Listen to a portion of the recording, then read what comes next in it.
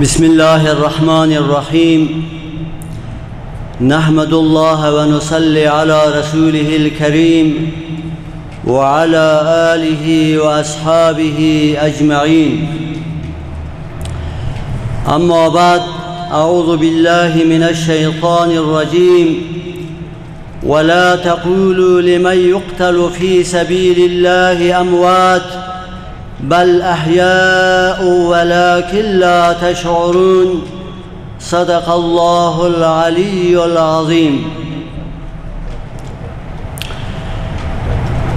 شهادت استاد سخن، دعوتگر دلسوز و مهربان و همراهانشان را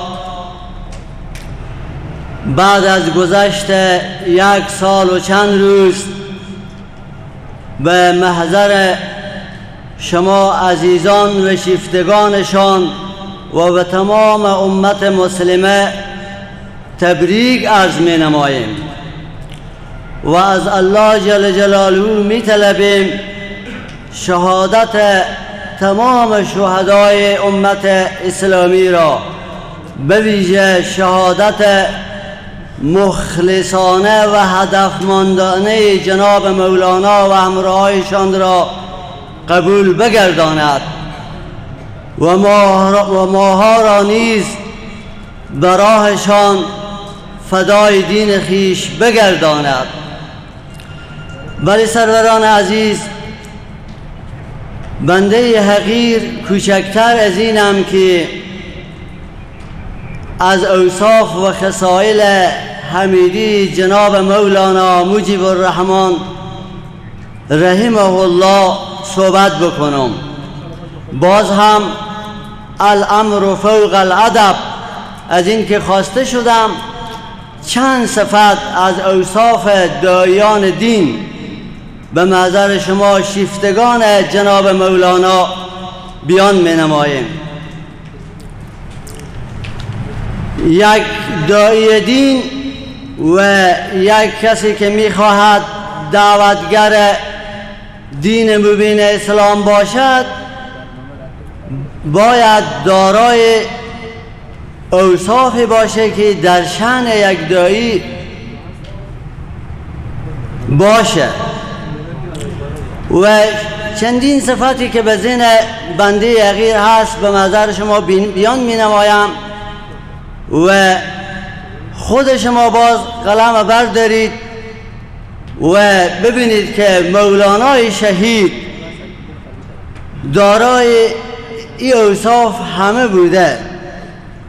یک داعی دین در قدم اول صفتش این است که باید آگاهی کامل از دین الله جل جلاله داشته باشد که جناب مولانا این صفت به حد استطاعت بشری الحمدلله دارا بودند. و صفت دیگی که یک داعی دین باید دارا باشد این است که آشنایی کامل به معانی و به مفاهیم قرآن کریم و سنت نبوی کریم صلی الله تعالی علیه و سلم داشته باشد که الحمدلله جناب مولانا در این عرصه هم تک بودند. و صفت دیگری که یک داعی دین باید داشته باشد معلومات کافی از اوضاع جهان داشته باشد، یعنی جهان بینی داشته باشد که الحمدلله مولانای شهید ما از اوضاع جهان به کلی معلومات کافی داشتند.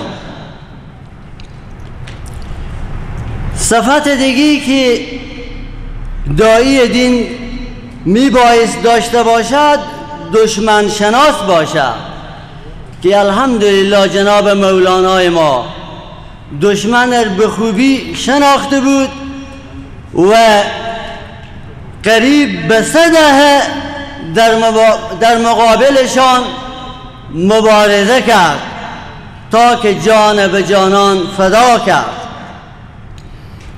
دیگه داعی دین باید شجاع باشد، دلیر باشد. این هم پوشیده نیست. از مرد و زن ملت افغانستان ما که پرسان بکنید، الحمدلله احکامات دین را از محراب و منبر خواجه انصار رحمت الله علیه با شجاعت و با دلاوری بیان نمود. دیگه داعی دین باید مخلص باشد. الحمدلله اخلاص جناب شهید مولانای ما به همه مردم مشخص و هویدایه.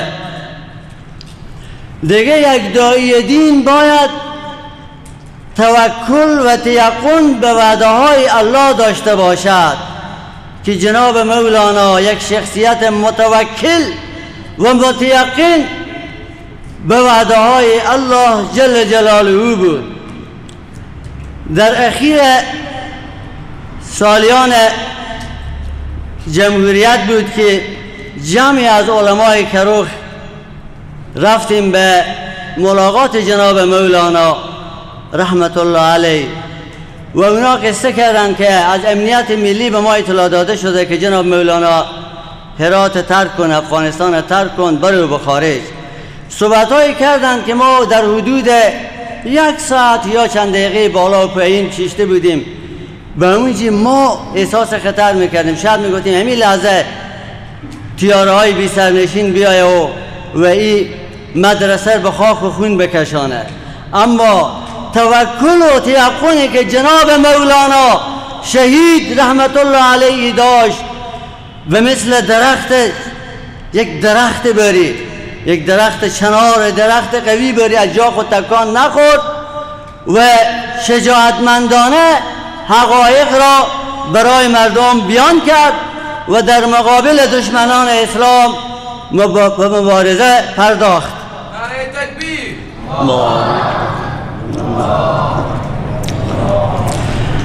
دیگه یک داعی دین باید دلسوز و مهربان باشد. این هم از ملت هرات پوشیده نیست.